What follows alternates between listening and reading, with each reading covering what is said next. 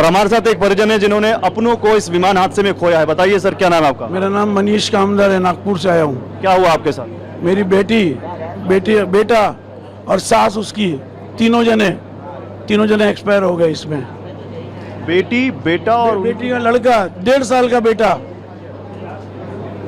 रुद्र मोड़ा, यशा कामदार, रक्षा मोड़ा।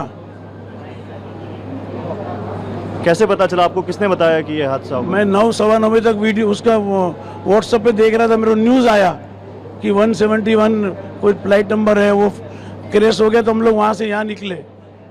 अभी हम लोग पहुँचे बाइक कार। तो आपने यहाँ पर जब अंदर गए तो क्या बात की, क्या बोला उन्होंने? मैं देख रहा था आपकी कुछ बहस भी हो रही थी। वो हमें बोल रहे हमने बताओ, हमारे बच्चे को बताओ तो करिए, शकल तो बताओ। वो बता नहीं रहे।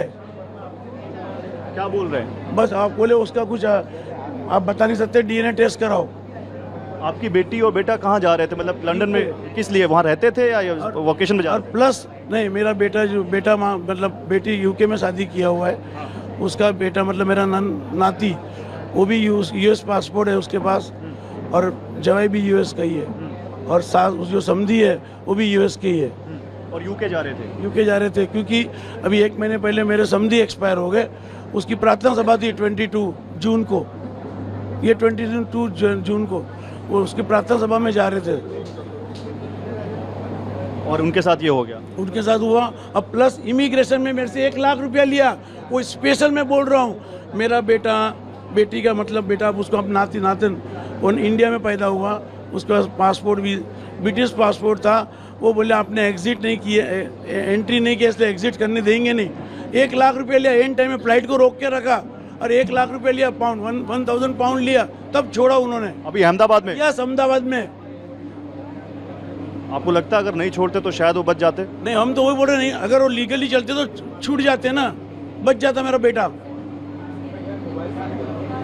उन्होंने इतना परेशान किया, लास्ट मोमेंट पे उन्होंने 1000 पाउंड ट्रांसफर करवाए, और उनको लेके दौड़े वो लोग तीनों जने उसी फ्लाइट में दौड़ाया। और लास्ट अब देखो लिस्ट में सबसे लास्ट बोर्डिंग मेरे 3 पर्सन ही है।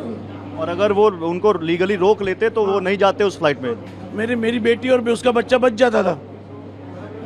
अभी क्या बोल रहे हैं? आपको बॉडी मिली उनकी? नहीं, बॉडी नहीं देंगे नहीं बोले, जब तक डीएनए टेस्ट करो, उसकी हालत ठीक नहीं है बोले। तो आपने डीएनए सैंपल दे दिया अपना? नहीं, अभी मेरा बेटा दे रहा है। तो कुछ कहना है आपको? क्या कहना है? वो करप्शन हो रहा है, वो देखो ना आप। अगर वो लीगली कोई बात करता, ये तो रुक जाता, मेरी बेटी और उसका बेटे का जिंदगी बच जाती थी। और यहाँ पर क्या चल रहा है? और इमिग्रेशन के अंदर वो पैसे खा रहा है ना। यहाँ पर कब तक रिपोर्ट आ जाएगी? क्या चीज? मैं तो अभी जस्ट आया हूँ, 5 मिनट हुए मेरे को। कुछ बहस भी हो रही थी आपके अंदर? हाँ, कुछ बहस भी हो रही थी अंदर आपके? तो बहस वही हो रही थी। हमारी बेटी, मेरी वाइफ बोल रही मेरे को फेस तो बताओ। आज 32 साल की बेटी का फेस नहीं देखा, उसका 1.5 साल का बच्चे का फेस नहीं देख पा रहे, हमारी समधन का फेस नहीं देख पा रहे। अभी 1 महीने पहले उसका हस्बैंड एक्सपायर हो गया इंडिया में।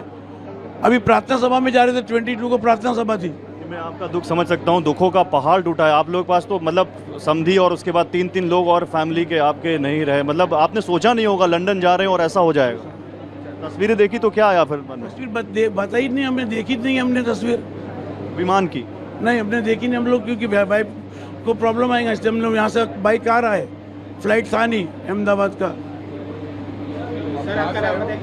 तो देखिए, ये एक शख्स जिन्होंने अपनी बेटी को, अपने जमाई को और अपने नाती को इस विमान हादसे में खोया है, और ये आरोप लगा रहे हैं कि इमिग्रेशन में कुछ प्रॉब्लम थी और इमिग्रेशन पर वहाँ उन्होंने 1000 पाउंड दिए और लास्ट मोमेंट पे उन तीनों को उस फ्लाइट में बैठने दिया।